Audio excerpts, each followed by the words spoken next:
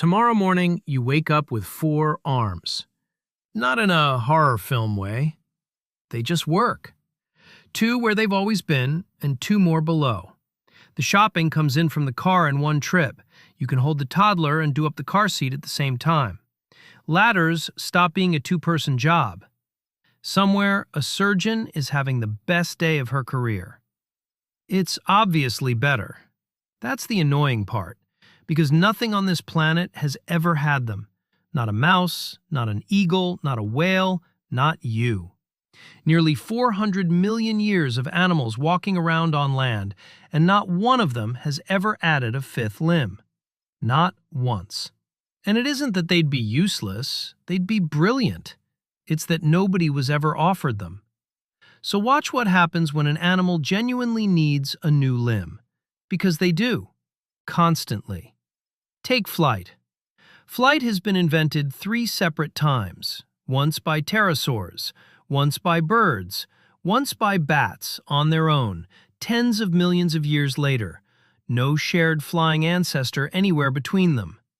3 times out of 3, the wing came out of the arms. Not one of them grew anything new. The pterosaurs took a single finger and stretched it out to a ridiculous length and hung the whole wing off that. Bats stretched 4 fingers and webbed the gaps. If you've ever seen a bat wing lit from behind, you were looking at a hand. Birds fused theirs shut and buried the lot in feathers. 3 different solutions, same 2 limbs every time, and every one of them paid for it out of the same account. Subscribe if you like this kind of thing, why your body is built the way it is, and why it does such strange things. But sometimes, an animal can't spare an arm. It needs the extra limb anyway. And what it does then is my favorite thing in all of biology, because it doesn't give up. It goes rummaging. A giant panda eats bamboo, only bamboo, about 12 hours a day, and bamboo is fiddly. You have to hold the stalk steady with one hand and strip it with the other. For that, you want a thumb. A panda hasn't got one. It's a bear. 5 fingers, all pointing the same way, not one of them any use for holding a stalk. So it grew a thumb out of a wrist bone. Not a finger, a lump of wrist, swollen up over millions of years and pressed into service as a pad to squash bamboo against. It works. It is also, by any reasonable standard, a terrible thumb. Millions of years. An animal that eats one thing and needs one tool. And the best on offer was a lump of wrist. Kangaroos went further. A red kangaroo moving slowly puts its tail on the ground with every step, and for a long time, everyone assumed it was balancing. It isn't. It's pushing. When somebody finally measured it, the tail was pushing as hard as the front and back legs put together. A 5th leg, made out of a tail, because the tail was the only thing not already busy. And then there's a lizard in Southeast Asia that people call the flying dragon. It's about the length of your hand. It lives up trees and it gets between them by gliding, properly gliding, 60 meters of distance out of a 10-meter drop. Gliding needs wings. The trouble is that it still has to climb and run and hold on to things. Its front legs are booked. So it opened its ribcage instead. Its ribs, the actual ribs, the ones that go round its lungs, grew longer and longer until they could swing out sideways on hinges with skin stretched between them.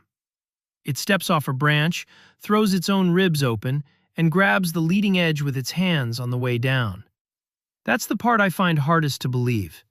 It needed wings. It had nothing spare. So it used its ribs. Which raises the obvious question. All that improvising, why not just grow the extra limb? Because limbs don't turn up where they'd be handy. They turn up where the embryo says, and the embryo only ever says twice. Very early on, long before there's anything you'd recognize, 2 little patches light up along the side of you, one at the shoulder, one at the hip. Each patch starts a conversation with the skin above it, and that conversation pushes out a bud. The bud becomes an arm or a leg. 2 patches. That's the entire machine. There's no third switch that got left off by accident. There's no third switch, and there never has been. Every animal with a backbone that has ever walked on land came out of one group of heavy-finned fish that dragged itself out of the water.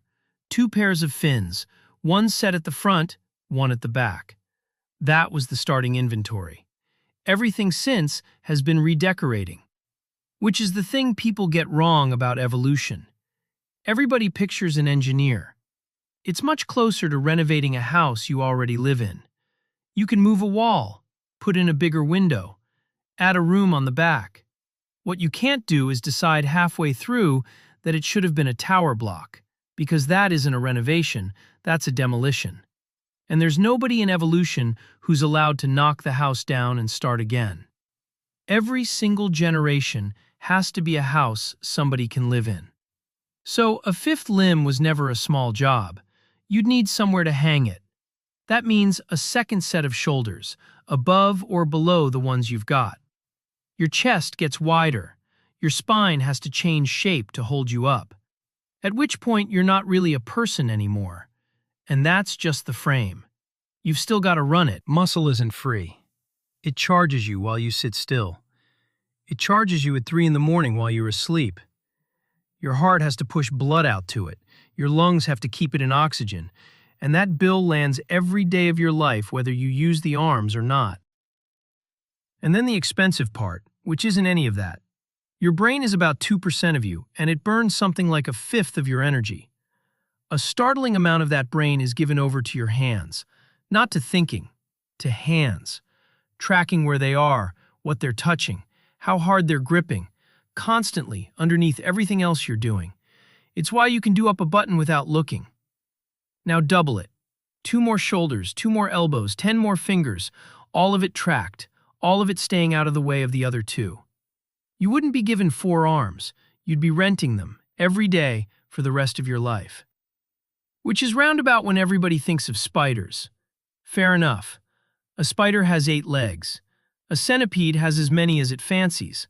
An octopus has 8 arms and appears to be enjoying itself enormously. They're not a problem for any of this. They're just not built the way we are. A spider's body is a run of near-identical segments, and a segment is the sort of thing you can copy or delete or repurpose, which is why they're all over the place. 6 legs, 8, 14, 750. They can add legs because they're built out of copies. We're built out of 2. Here's the bit I can't quite settle, though, and it's worth saying out loud. It's tempting to finish this by saying 4 is the perfect number, that evolution ran the sums and 4 came back as the answer. I don't think we can claim that. Those other animals were free to go anywhere, and they went to 6 and 8 and dozens and hundreds. Nothing that had the choice has ever chosen 4. If 4 were a law of nature rather than a family habit, you'd expect somebody else to have landed on it by now. So the honest version is smaller. 4 is what we started with, and it has never been worth what it would cost to change. Which is, in the end, how nearly every part of you got here. Evolution isn't trying to build the best possible animal. It has no plan, no drawings, and nobody to answer to. It takes what's already lying there, makes the smallest change it can get away with, and stops the moment the thing works. Not when it's good, when it works. Almost every part of you was solving somebody else's problem a very long time ago, and got kept because keeping it was cheaper than starting again. You weren't designed, you were budgeted. Which is why you'll be standing at a door tonight with your hands full, wanting one more arm, and why you were never in line to get one. Not because it wouldn't help, it would help enormously. It's just that 4 was enough to get us out of the water, across every continent, and off the planet. And evolution has never once paid extra for better when it could get away with enough.